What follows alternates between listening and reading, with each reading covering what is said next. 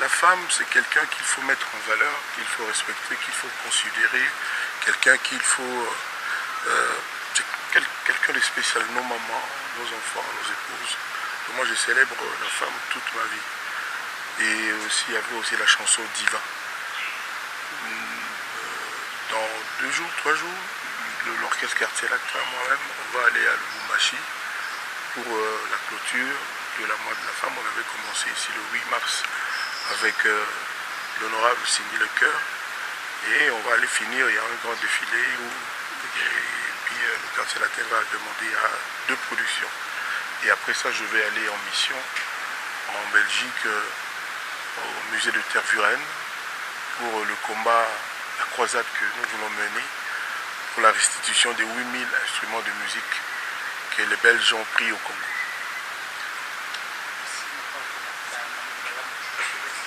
Et restons toujours là par rapport aux femmes, parce que j'espère que ça y est, la réseaux sociaux, tout ce qui se passe par rapport aux femmes, parce que l'idée a été acquittée par rapport à Dieu, il y a des choses là, presque une année que j'ai déjà, et sur les réseaux sociaux, une autre femme a été violée, soi-disant par un pasteur Renan Dieu de la République démocratique. Non, il ne faut pas qu'on se précipite à utiliser des vocables forts. Parce que c'est la justice qui établit qu'il y a eu viol ou pas viol. Moi, j'ai souffert des médisances, des calomnies, des gens ont jugé précipitamment. Et à la fin, au bout de 16 ans d'enquête, la justice m'a innocenté. Donc ne nous précipitons pas, ce n'est pas à nous d'établir que c'est un viol. Il faut que la justice confirme et les preuves que cela a été le cas. Donc moi je suis serein et je réserve mon opinion, j'attends que la justice décide pour le sujet concerné. Donc voilà, n'allons pas vite. N'allons pas vite en besogne. Père de famille, moi, j'ai été touché avec un homme de Dieu pendant 3 fois. Pour mon nom internet, pour nous, tant que parents, il s'est donné. Par rapport à ce qu'on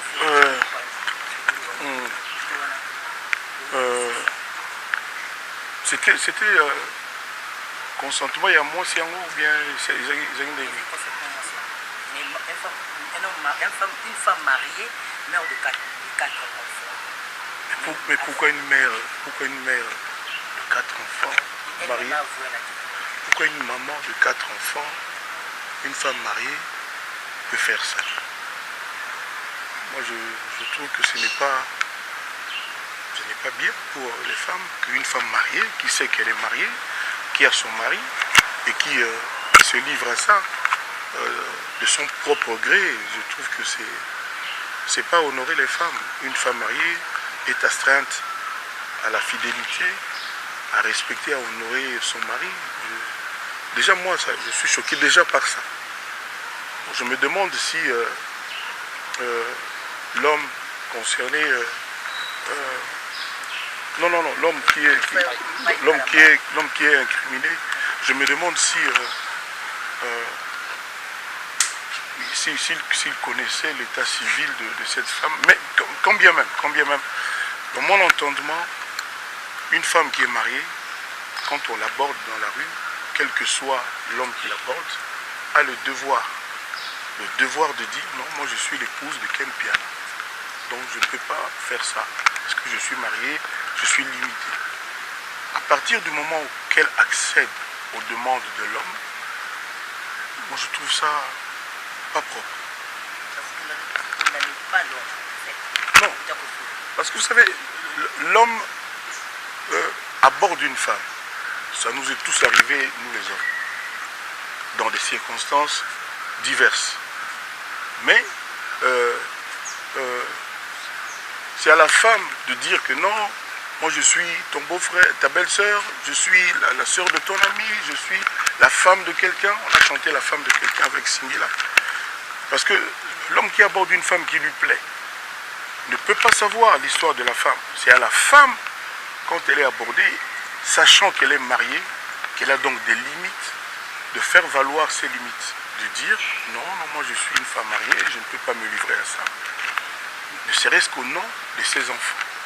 Vous avez dit que la femme a 4 enfants, au nom de ses enfants, une femme mariée, mère de 4 enfants, pour moi, ne devrait pas céder. Ne devrait pas céder, ça c'est mon opinion. Ne devrait pas céder.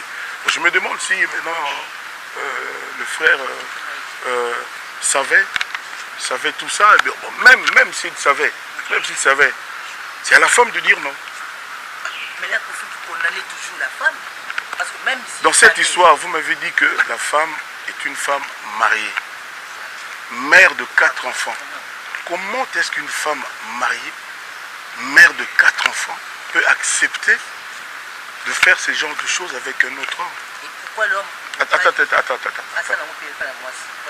Parce que l'homme dans la rue, bon, nous on se connaît, mais quand je vais dans la rue, je vois plein de femmes. Il y en a qui sont mariées, il y en a qui ne sont pas mariées. Mais quand moi j'aborde, ou quand Ken Pian aborde, Bakali, Bonché, Valdi, c'est à la femme de dire non, je suis marié, je ne peux pas faire ça. Moi je pense que c'est élémentaire. Je pense que c'est élémentaire. La femme n'a pas, une femme mariée, mère des enfants, quand elle est abordée dans la rue par un homme, elle doit faire valoir son mariage. Je suis une femme engagée, j'ai des engagements, je dois les respecter. Quand on va à la mairie ou devant l'abbé à l'église, on dit je jure fidélité, je répète, je jure fidélité, le reste j'oublie un peu, mais fidélité.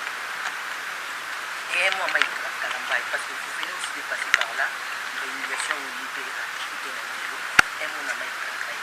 moi, je n'ai pas trop de leçons à lui donner. J'avais appris il y a quelques années qu'il était divorcé, non? Donc lui, c'est un homme libre, donc il ne trompe personne. Mais un homme de Dieu, il est un homme de Dieu. Et alors? Et alors? Et alors? Un homme de Dieu est un homme. Un homme de Dieu, je l'ai dit combien de fois, qu'un homme de Dieu est un homme. Comme les autres, il a faim, il se lave, il se bat pour sa vie, il repasse ses habits, il rit, il se fâche, il est triste, il est gai. Un homme de Dieu est un homme, est un humain. Il y a Dieu et après il n'y a que les hommes. Voilà. Merci. Enfin, mon conseil, pas de parole en avis. Tout le monde a un problème avec la guitare, c'est et ce qui est la justice. Ndeko na biso frère Mike Kalambai soki totali ba émission na yo ya 12 ans passé lelo batu bazongisi yango balobi maloba profit to néglige yango mais profit alobaka makambo moko boye neti prophète ba réaction maloba o lobaka 12 ans passé ke bino na ba frère Mike komona na ba quelque part boza ndenge moko bamelaka pe ba whisky bamelaka masanga bamelaka ba bangi pena ya ba degré ya 0 bamelaka ba bombe makambo wana nyonso toye komona ngo lelo mopa mokonzi en tant qu'ambassadeur de la culture okosenga nini na l'état na oyo ekweli frère Mike Kalambai parce que tomonaki ekwelaki mpe ndeki no héritier justice emekaki ko intervenir est-ce que ya yeleka kaka boye parce que bafrère yango mpe tolongola na frère Mike soki tobi tosite bakombo ya bafrère oyo mitakala na bango ebima. Donc moi c'est comme si ceux qui frère Mutakala Bimi, dossier ceux qui ne pas laisser passer. Ceux qui artistes profanes et Bimi, dossier fait sous la justice. Et tant qu'ambassadeur, n'habitez mon nao et vous à la nuit. Il faut justifier bana okanga bato babimisa bitakala bato. Problème est ça bato yo bana ko humilier baninga. Eza kindoki majeur. Kindoki au plus haut niveau, c'est-à-dire au Vandikaka, au sali plan na yoki Valdi, nazo image na yo na moni yango eza bien te na publier. Onanga, il faut loi moko babenga ngo ba cyber attaque. Loi moko ezala pona ko condamner bato na basala makambo. Nani mutu alongola bilamba te. Tous les jours nzamba sala mutu nyoso na mokili alongola bilamba. Basukola. Voilà, je crois. Éviter ceux qui vont moi, je n'ai évité. même si on peut pas faire le mola bilamba pas sukola na limite sukola na suta donc mutu soka le bilamba na ye mutu moko estimé yeto azosala makambo na ye parce que c'est humain. C'est humain, c'est-à-dire, tout ce que c'est parce qu'il y a eu un homme déshabillé et une femme déshabillée, nde tobima. Donc, pour un problème, il y a des gens qui ont des héritier, publié, il y a mon bien à publier. Pour il faut condamner alors durement. Durement. Voilà. C'est-à-dire que ce que l'on a bilamba, au Soukoula, tout ça, ils ont infraction. Infraction, ils ont ce que l'on a par exemple, na balabala, na zandu, en public, et commis atteinte à la pudeur. Mais ce qu'ils ont, na kouemoro boye kangama, et que mutuwa fungula, même si mutuwa qui a bimisi yango, mutuwa na ponanga, il faut justice et sévir durement. On va poser deuxième question. Bien sûr. Et déranger tes mots. T'es dérangé. Maman a reçu le système, maman ce qui nous a eu pendant il fatigue à téléphone de nous à l'IGOSO pour obliger à nous il faut attirer pas bagarre. C'est un système qui a banga makambo et pour mélanger. Na ebite so basi ba yamba na ba mikonzi. Mikonzi mbogo tina mboga mbimba. Banana Macron, tina Joe Biden, tina président Nabiso Tshisekedi, béton, Fati béton. Donc, on a évité ce qui n'est pas Mukonzi Moko, Mutumoko Oyo, à battre la vie, au continent téléphone. Batunion so baebi. So, comme tu as ministre Kaka, et au Tikaka téléphone, l'accord de garde. C'est tout. C'est tout. Parce que vie privée à Moutouana, éthique à la privée, après passage. Donc, il y a aucun ndenge oyaki. De l'autre côté, on a mokili ya snap. On a snap le bima problème est bimi. Voilà, c'est tout. Bon pendant le question me déranger moi. Tu n'as qu'à ça déranger parce que na mona na matanga ato yaka ozo vérifier ba téléphone à batunyo ça ozo kutu ba téléphone à champion qui waka otiti na galerie ou effacer nyonso tout vraiment na mituna ki yango problème. L'air nazo effacer yo, l'air nazo effacer yo zaïa. Nazaki ya. Na simananga. Na simananga. Ambassadeur de la polémique. Merci, Son Excellence, l'ambassadeur Kofi Olomide. Question autour de vous, une casquette d'ambassadeur. Mais dès toujours que nous bêtons, on a le boumage pour tout notre terre. C'est au comment? Ah d'accord.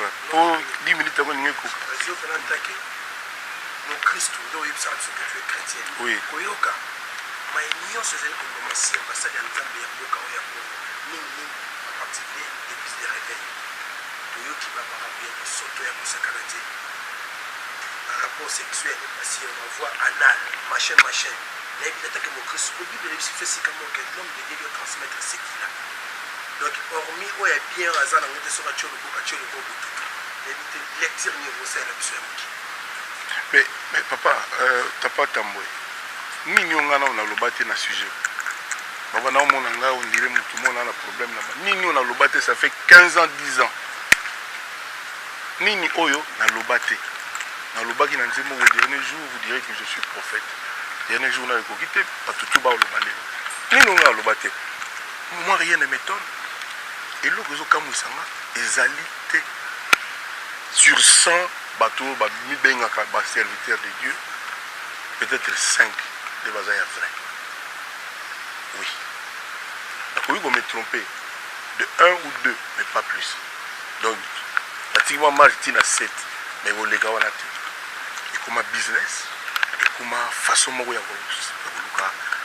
des costumes, des relations, des pétés, des montres, des bilamba, des voitures, des bonbons. Tout le monde le sait. Dans le il y a Masumwe, Tokofutana Motuya Nini, Kanaya Nzambe, et Bimina forme ya virus. Alors, pasteur Balembani, c'est-à-dire Motu, Azakaka, Motu. Bateau, comment le lot va pondre comme un manioc et mon anaté va tomber parce que maman les va qui n'a bilan. Parce que nous vendons la bateau de 6h du matin, 19h de la poco. Les coloniaux, nous sommes les Osalama, les sociétés. Bamsouba comment Bassia bateau. Mon ami, image, moi, il y avait un biso, c'est ce puis Mobutu. Butu, bah, veille, na Butu, quand on passe, il faut baketa. Bah, papa, au Koyate. C'est-à-dire, ils ont inquiétant na Rwanda. Loi, ils allaient. C'est-à-dire qu'on a à peu près 20 églises. 20 à 30 églises. Rwanda mobile. Biso, tous en avons 40 000. Je dis bien 40 000. Chaque jour, nous avons dit que la chambre est commis prophète. Biso photo fouka. Mais les soirs, le bamuta, le baté, topé maté, toninganate.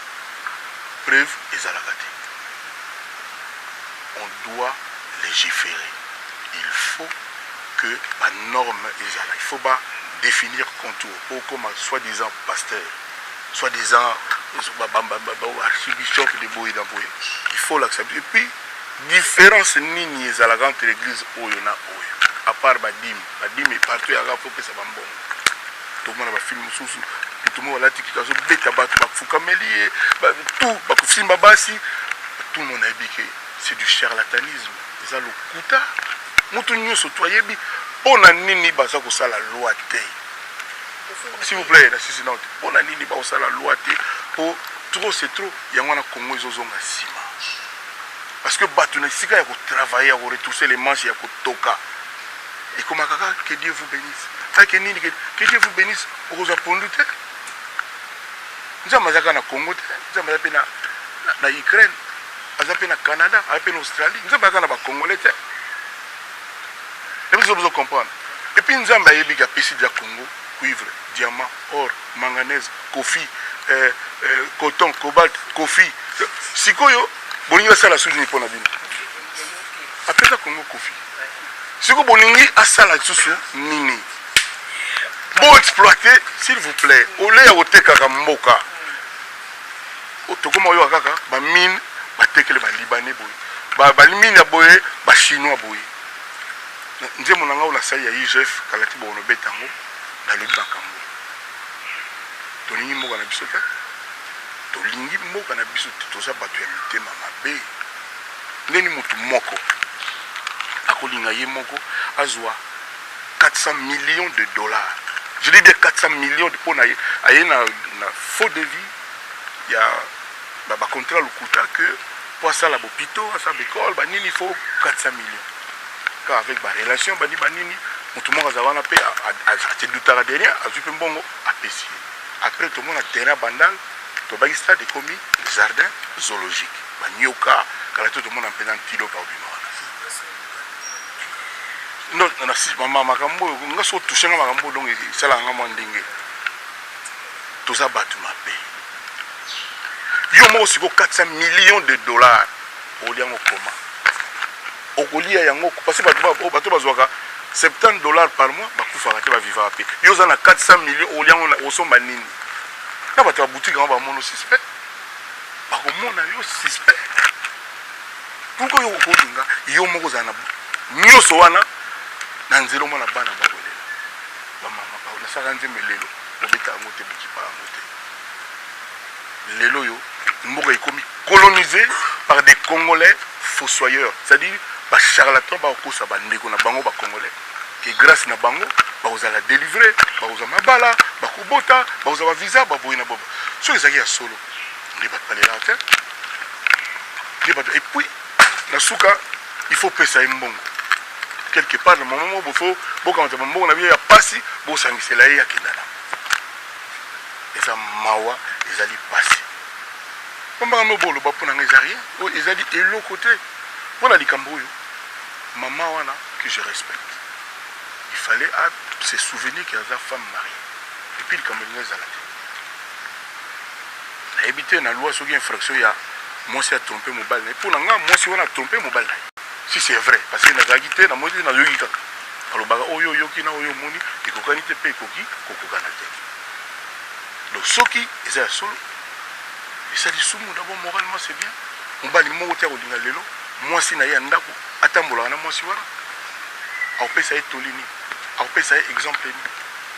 On va dire mon côté à linga que moi si na ye maman bana na ye, camarade na ye à partir de lelo et comment moi si wala. Parce que quel que soit ce que Mike a fait. Mike, c'est un homme, la chair est faible. Certainement, on peut trouver matière à le condamner. Mais on condamne moi, parce qu'il y a une fois non. On a marié. Moi, il y avait Franco, comme on a dit non. Moi, c'est moi, Boyaye, tu as changé mon titre.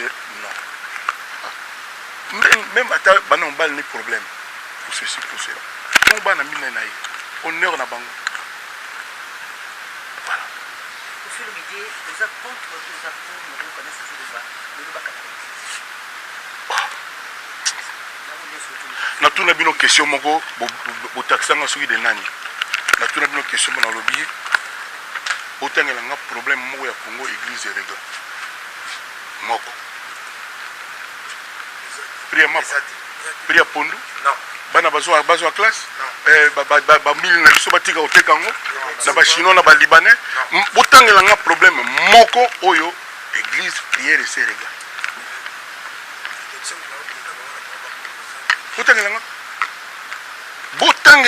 Il faut d'abord que nous nous mettions au travail ou que nous nous remettions au travail. Tant que nous salaté, ça n'ira pas. Jeunesse n'a pas à sacrifier alors que tu es bien en Amokili. C'est la jeunesse qui est l'avenir de toutes les nations.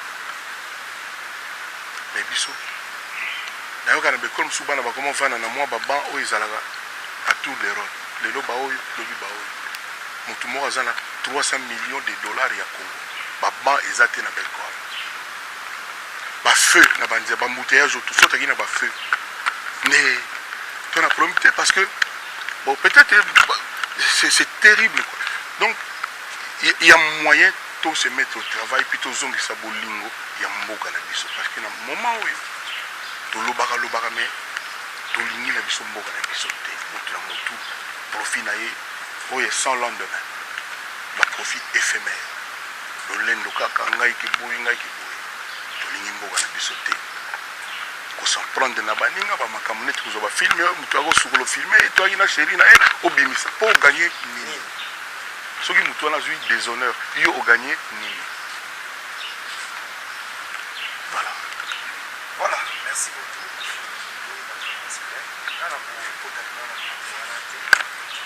Question à mes amis par rapport au Tchotala. Il y a prophète, un jeune prophète. D'abord, au moins, vous encouragez le mal. Tant que vous avez un prophète, sur base.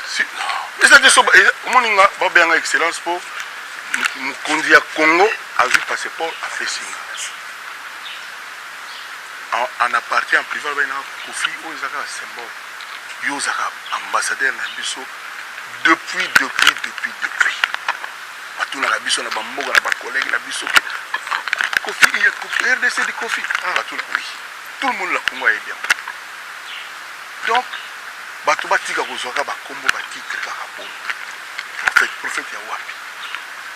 Même soubana ne tiki za bien te. C'est-à-dire azo profiter nango quoi ça la malversation. À côté s'infiltrer dans la place, à son avantage auquel il n'a pas droit. Il ne faut pas encourager. Prophète aye le ban personne prophète la différence entre Yona Sony Kafuta. Yo le gena nini. Pourquoi yo boy au sala nini c'est comment? Parce que baya ka que non baya ka beleto non. Na le patron Kofi nini non nzamba tindinga maloba moko na yebisa ye. Baya ka soki nzambe ayebi ke mwana ngai ye wana adra mwana ngai wana donc soza likabu na nga il faut lekepa moto oyo toyebani te nga nazoba bino kozoloba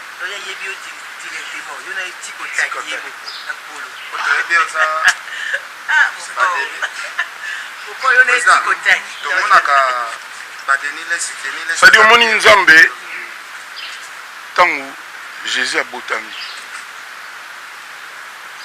Même papa n'a eu mon beaucoup de Joseph. On a parlé à Dieu, mon ça.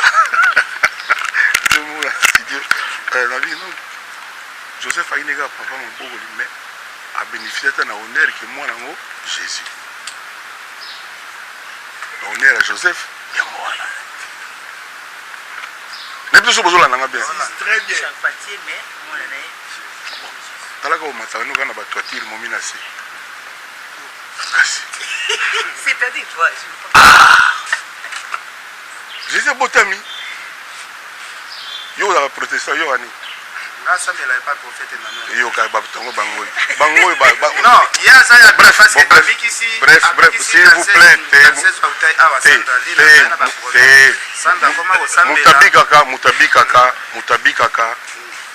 mutabikaka na volonté ya nzambe nalobi na yo loko oyebi yango te yebango lelo tokozobima oyebisa mutu na wana mutabikaka na omoni ye moti mpo nasambela ya nzambe mutu te ye moko alelelaka ye ndenge moko na biso na besoin kombone te mutu wana c'est-à-dire ye moko place asaka alelelaka grand prêtre ye wana kolo kumama kolo kumama maboko beta te kolo kumama ye wana moi million et quelques défis nzenge moko ya bongo président excusez donc bref tokendaka mbangu te tosala nde mosala motu soki abiki nde mosu achange ka comportement d'abord obi comportement nini omona métier toloba no tika olia mafuta tika olia musuni mingi tika omela mai ya malili achange nde mosu comportement akomi movanda asukoli alali na moi omona motu akoma bien bato wana nyonso baosala babese bape peti na yo toyebi ke Joël Francis tomonaki tout autour na bino baartiste tomonaka pasteur s'il vous plaît oye awa epai ya quadracora te oye awa epai ya quadracora c'est-à-dire tolobango na ndenge simplicité moi honneur ya Congo okoki na mboka moko te olobi kofi bo bafingi eza te kofi ezalaka bongo bandaka na braza awa yo loko voyage kaka na Turquie okende mpe Paris combien de jours nasala pena ba 9 jours équiparateur socialiste 7 de 4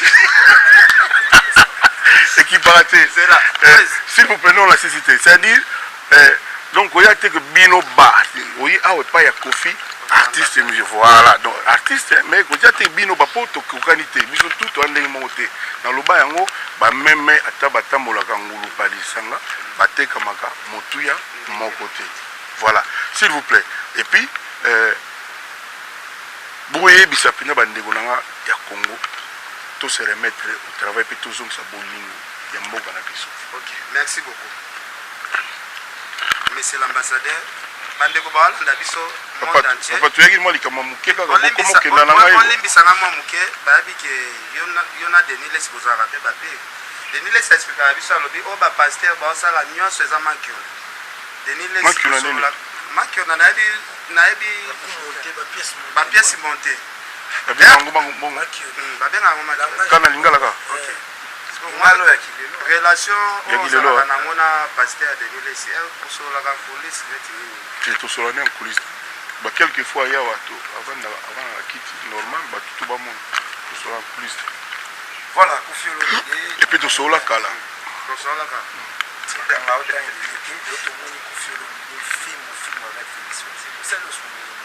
après temps ebele bato bacréa baproblème baranking ntango so ezala nango te koyemba quand même na Félix Oise. C'est normal, c'est ce qu'on aurait dû faire depuis longtemps.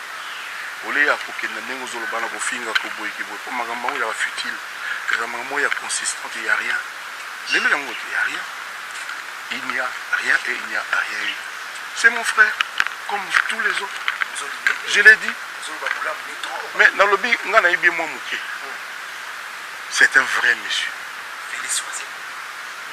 omoni na biso to bato yembaka moto ya liboso na bite moto asuka oyo asali livre ata moto alingi to alingi te mais déjà idée courage ya kolobaki nasala livre nakoma livre tobeteli fo tobeteli maboko donc omoni c'est-à-dire c'est un frère azwi idée wana ya léopard biso tout le 25 tozozila ndenge soki nini kozala bo bamarocain nde bo nayebi te donc tolalaka tolamuka bo net prophète na kosala te togani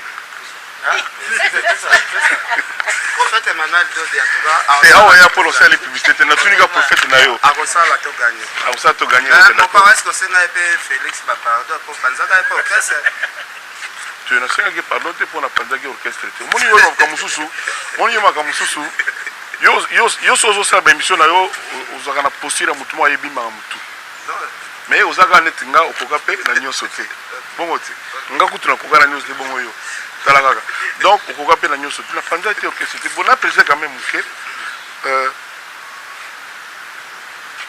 alors jamais ngai Kofi Olomide Double King le maître de double de mer na kina na ndako ya musicien yo musicien yo yaka epana on a kobeta concert il y a 3 heures na yembi 25 nzembo na yembaka ngamo zupe na uza pe guitare ngamo na vani na sina salon pe na yembi na ida rende batu évidemment mutu ayaka tout quoi porter moi et logo mo bango mo bayaka il faut pas te confondre puis vérité faut bolo barango lelo na vu visite à Ronaldinho azara chanter et mener oui bien pembe boy à côté à maison akoma rapide na maison mère Ronaldinho aye na tuni me yo ngana ibe pa ya Kester ibe pa Kester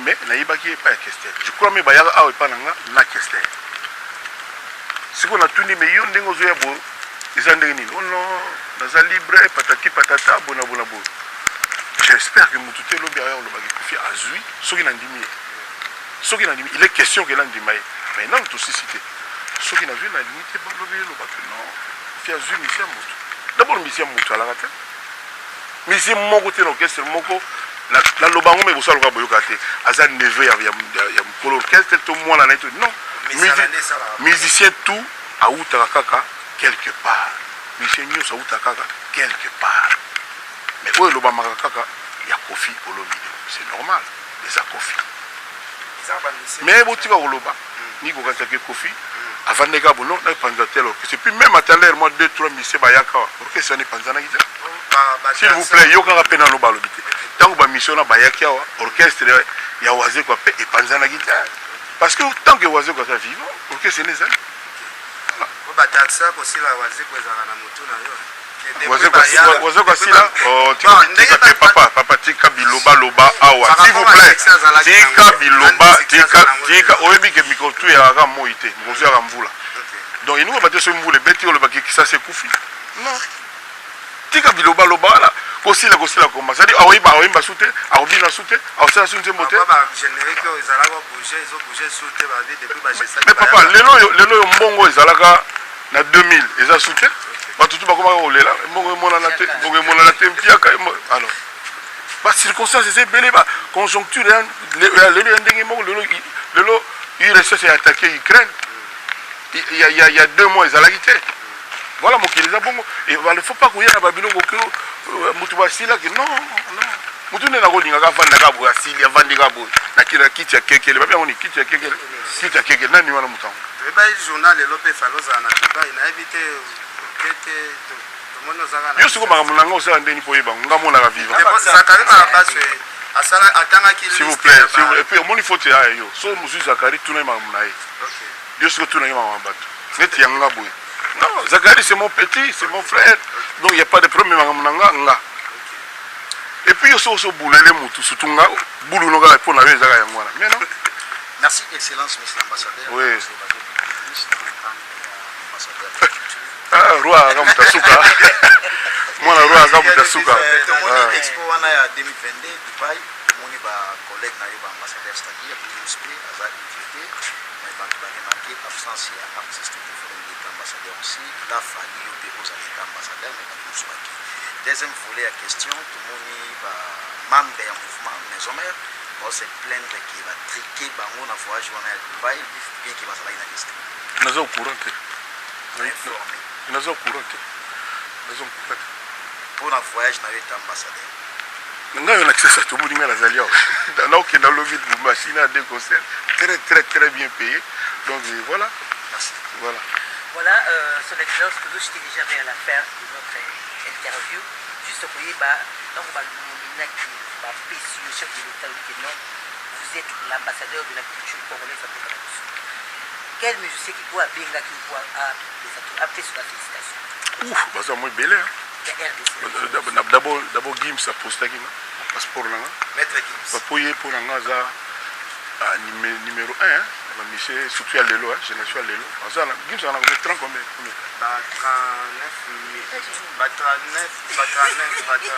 ba 39 milliards de dollars na compte na ye teno tu na zala bon nga age nde nayebi te mais ba 39 milliards yo s'intéresse ni na age na ye contexte na mbongo na ye te olingo oyibango mpe koma te donc Gims na postaki nga c'est dit wana eleki félicitations mais tous les monsieur ya bajeune tout oyo oyebi tout ya nani bawaze quoi félicitaki ngai maintenant bao bafélicitaki ngai te nde mosusu akalemisa mwa kanda mais nayebi ke base réjouir parce que motu te abeta musique asala mosala monanga azangi koyeba mondambo nga nasalela Congo na Afrique nandimi te takozala mosusu na kanda aignore mais eza teke ayebi te bato tu bayebi donc je pense que c'est choisi mais même Jésus azala toujours na baopposant oyebi te même nzambe ana bato oyo baboyaka ye nga mpe so naza na mwa bon tozala 80 combien de millions de Congo so naza botolo bonasala bato so naata na mwa 1 million koko te vous attendre ba 990 quelques c'est pas grave par rapport à 80 c'est combien de millions donc tout le monde a la unanimité 100% azat le beau truqué c'est voilà mesdames et messieurs on est presque à la fin donc merci à Koffi Olomide bato bazozela ata lelo ambassade ya kitira ya mboka na biso ba concert rebelle plein de succès aka oyebi nga nayebi te so nalobaka na désert ime naloba mpe ya na mokili bato bayali si nalobi ke nga basi bapesa ngai deja oyanga nde tosololaki bazwa eloko na bango tosololaka dati boye mona apres bachange mpona likambo boye dati boye bachange mpona likambo boye mais obima album esesama nga basi bafutanga tindene nazo na déborde naso na banze mosusu awa le mosusu mpo mona susu nayebi te na album asindi le cœur ezosalama donc nasi napesa déjà pa ya producteur tosigne bapapier bomona baimage bomona baimage te bomona baimage donc nga mpe nazilaka te bakolia bien mona ono ezala te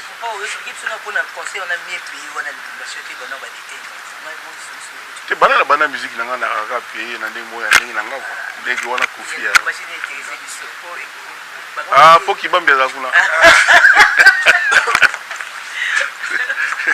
okosanaka te lo lubumbashi maloma bule non bolingo so na bi bolingo akala elingo bate bolingo esila bolingo te oyo eumeli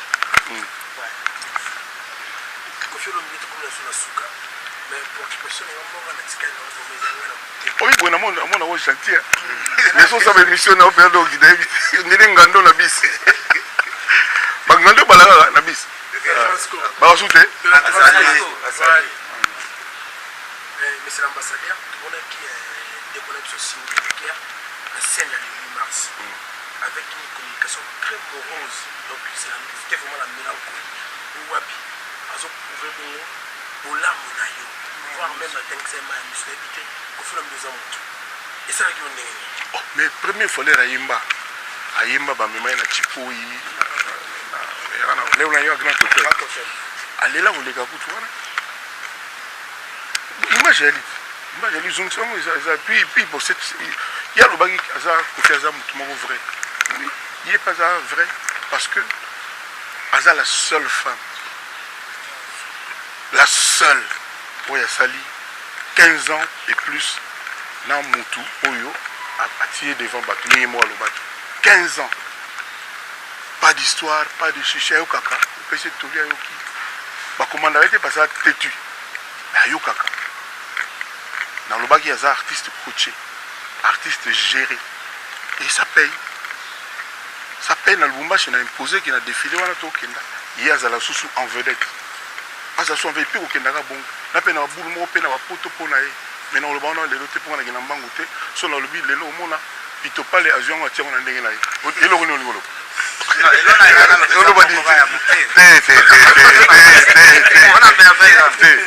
On a merveille on précise parce que tout le monde a qui lettre à suspension tout le monde peut lettre il y a levé de suspension ah ok on expliquer bien son nom est-ce que merveille rambo azongeli baactivité oui ezalaki opesa biso baraison nini osuspendaki merveille rambo ayokaki te oyo nalobaki na ye akota na bapolémique kokommente bamakambo oyo eza na ressort na ye te. Je lui avais dit, on n'a pas besoin de ça. Mais il y a abandonné aussi la bénédiction. Donc c'est à cause de ça. Aza porte-parole. Donc il faut apporter la parole yanga. La carte salite, bon, kenda, le babou, il y a peu près. Parce que bino le boko mama kofi à lobby que boy, ok, profite. Ok, quand même bébé j'ai trouvé Nicolas comment les quand même de doser demi. Sur là où le beli, sur là il y a tout qui volo. Je porte par mon Patrick Mouyaya que je salue. Ceux qui gouvernent lobby, il y a ici à l'obéli biso. Voilà, c'est ça un porte-parole. Mais les lots, merveille à comprendre. Et puis bon, c'est mon enfant, hein. Papa n'a qui wing. Donc on a levé en haut parce que moi on a comprendre. Et puis on a tyran. Je ne suis pas un tyran. Donc on a pour nous collaborer. Non, non. On a sali peu belé, ça la peu belé pour quand c'est la terre. Donc on a mon à peu près un mois et coquille. Puis je levé, il n'y a pas de raison. Merci beaucoup. Question na okenda ngona mutema te ezala lisumu munene makasi tomonaki akosuspendre merveille rambo bapage nyonso to ekomi kofia suspendre merveille rambo po akumisaki mwana na ye ki aleki bana nyonso bamise nyonso babimisa est ce que ezalaki yango raison oyo bato bakomaki na bapage ou raison ezalaki mosusu ototunanga même question na oto répondre ototunanga même question vi raison yakini na oto répondre oyo bakosaki wana oyo okosamaki bwaka yango. Merci. Voilà. Voilà, on appelle la question. Dans mon thème. Au fur et à mesure, ça sort comment? Moi, je me pose des questions avec Sidi. 15 heures et demie pour maintenir qui il y a d'autres personnes qui sont en train de donc ça sort en train de garder.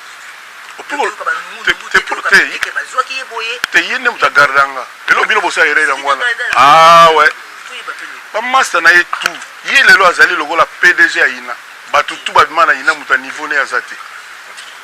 Donc yeli mtakara. Oui. Yom takara. Éclairci biso ela ko. Azali mayele. Azali mayele. Na bino la première fois ayimba batel malmaki na chipo na grand hôtel. Allez là tant on fait ça discours na spontanément. Et elora bon na musique congo ya kona ibite soki c'est salama. Tu vas répéter avec des larmes et tout, Valdia Lobina avec tristesse. Mais moi je note surtout la sincérité. Moi je dis avec sincérité, c'est bien que il y a gratitude, il y a reconnaissance base à la paix dans Mboka. Et ça a kaka, Mboka na biso comme un terrain libre pour la ingratitude, pour la méchanceté, etc. Donc, Azamon la mon mayole. Et puis il y a ce talent. Quand elle pas où nasi na beta liso nde na yebaka ye na bandela susu et ça bien lelo naza kosala nzembo moko boye na studio ngai ntango nasali mpongo nayaka mingiminga moko nabetaka guitare eto eto nayebisi sikoyo ingénieur kingo nabini nzembo oyo soki bavoi ya basi elaki na cœur elingi esala bien abime fille moko yaka awa toyebisaki toujours yo place mizaka pembe na kwata. Ah bon, vieux, yo peso yo qui on y a sous ticket au garder. Bien en affaire. A bengi, siko les mots ba bengi a film ka na luka bilo a bimi banda. Aki ba solo li ba ou melo 25 minutes. Ta mona ki va yi ni kangami. Na bo fiam. Ah vie ba ele fiam. On a belle souvenir. Ah, ça va n'importe quoi. Besoin de bon te boina boina. Lobini lo ni ngwa lobi grave. Quand de no bomo na grave. Oh yo za demo ke botango na ibi na démonter. Oui, yo boy. Babilo mo ba bon na lobi yo ka wona lobi mais genre ka za fo mutu nde ba lobara siko. Voilà. Et bangisa ki. Na lobi ah. Mais ce ko lobi na nga azana talent au lobi. Pona nga maloba na yo wana na talent na préféré talent. Et système va bien vieux. Le système va bien sous va bien parce que kindaki a beta demi-tour aïe. Les raillés à Kota, à Doubla, oui, c'est bien non? Et ça a régi pour la cabine. Pour te dire pour l'aider, la Monica, ma fille en va y aller, deux. À doubler, à côté, on a vite la catégorie. En volant la chanson, on a la même page. Donc, micro, awa, nous sommes devant l'Ibo. Donc, on a mon égard de préféré. On voit la chanson. Au fur et à mesure, nous sommes bêta. Nous avons nos sourires. Dans l'artiste. Donc, bah, nous, côté, nous, côté. Mais toi, là, comment tu t'appelles? Je m'appelle Kandi. Mais si on a bien gagné, nous, Cindy. Il y a un lapsus. Oh, non, moi, je m'appelle Kandi. Tu es en train de 5e, 6e fois. Si on a bien gagné Cindy, ah ben, nous, on dit. Et on nous savait bien. Puis, Azoui, Mbazoui, bien. J'étais ému, puisqu'on est allé, vraiment, j'étais. C'est pas là une façon de dire, oui, ma casse. La tune bonne fille à bouillir, pas à bouillir. Ah, fille, ma fille, bah, y'a pas de foutre à bon, là, bouillir. Ce qu'on est, bah, si, tu vas foutre à bino combien, il va faire un diable, il va foutre à bon. Moi, ça n'est pas là, il n'a pas répondu $100. Moi, méchant, quoi. On a juste $100, la PC, on a juste 300, la PCC. Et Bandara. Boulot. Babin on est. Keto. Keto. Tete marambo importé. Nous pas ça. Yo za solo beta.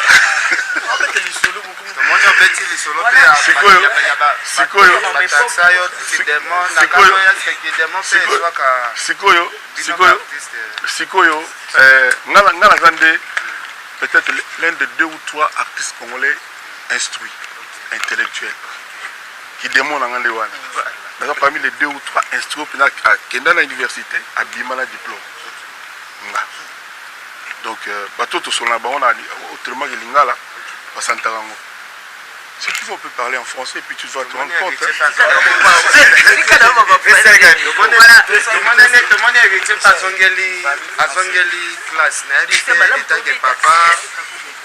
Omoni mange héritier azongeli classe ya lobi azoluka examen azoluka diplôme d'état et ça la kiondeni yemo wa ibsenga la betela ki maboko la betela sur devant caméra bravo na ye parce que omoni même atteint un footballeur il faut attendre moins bagage intellectuel nga lelo na pesa nzambe merci na pesa papa Charles mon papa merci parce que lui il insistait beaucoup pour la kinara la classe Tina Silisa donc là il fort na français, la langue, la littéraire. Mais il y a la mathématique. Oui, il y a plutôt de formation cartésienne. Plutôt... Donc, après ça, merci beaucoup. Voilà, mesdames et messieurs, on est presque à la fin. Merci à Kofi Olomide, notre ambassadeur. Merci à Ken Piana. Merci à notre sœur qui est au Bapoto, on va le détabler. Restez branchés toujours. Elengia Congo Télévision et pourquoi pas film, la film. Pop TV. Bon, awa ngana lobiawa. Awa ngana lobiawa. Caméra zonga pena bien. Voilà. Atangi koma musicien te. Na fingi mutu te. Na lobi mabe mutu te. Na boyi boya otelanga titre Kofia lobi ke ya l'équipe boy ya mutu asili ke boy ke ni na boyi. Obi ka Kofia ya comment de la femme au betan Bumbashi. Voilà. Koko ça les armes mabe. Il faut pas toper sa place monene na mensonge. Il faut place mbende et na vérité. Voilà, peut-être que le titre normal, soft. Et papa Valdi. Le titre fait dérangeant. C'est dérangeant. Au moins, na période batala ya otala bandamba ba 10 minutes monsieur belé pour la balukuta. Parce que moi mayele mo comment Kofi sotika Kofi mo na batu. Moi je vois.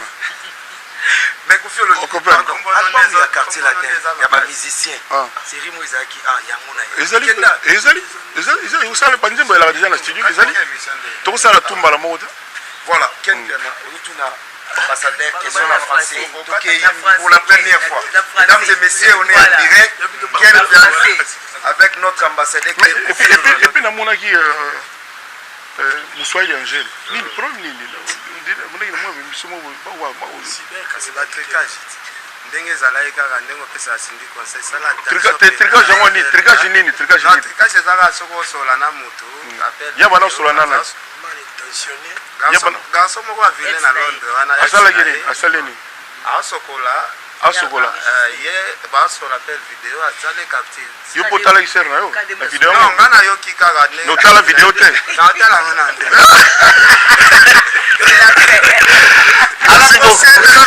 merci beaucoup Angel Moussoïli, on a petit là.